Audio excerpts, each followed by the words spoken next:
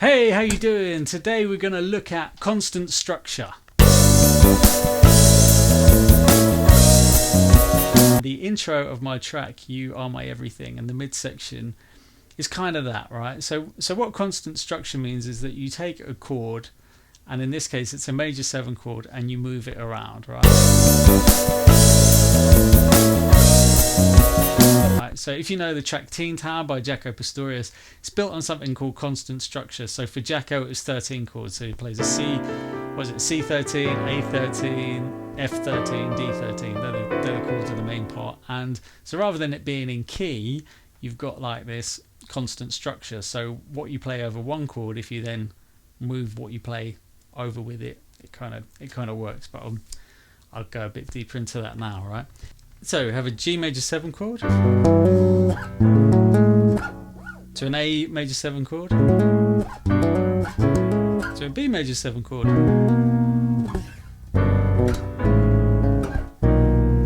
and then to an E11 chord,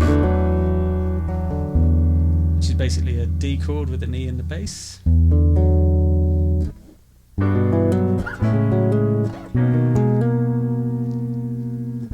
What I do on one chord will work on the other. So if I was to do,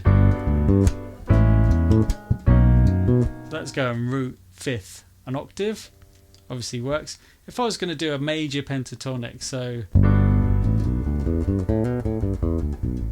if I was to do that, let's move it around a bit. Let's say I go up to the 3. So, which is all quite cool.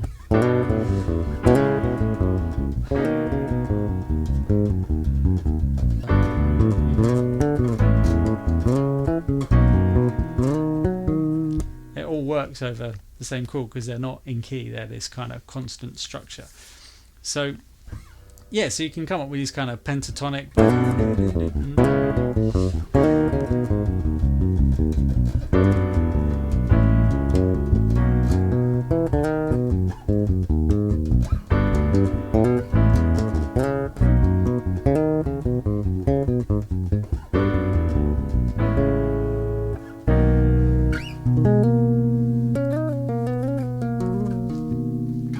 So if you ever see like a G major 7, A major 7 and like B major 7, or let's say for instance you saw a, I don't know, D flat minor, E flat minor, F minor, you know, it's a similar kind of thing.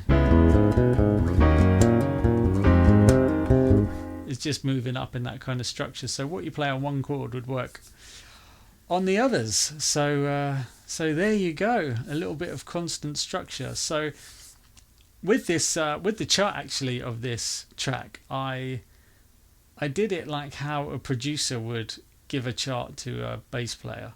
So sometimes going into a session, I will get a completely handwritten chart, and it's great, brilliant, lovely stuff. And then on other sessions you'll mostly get a chord chart with hits in it.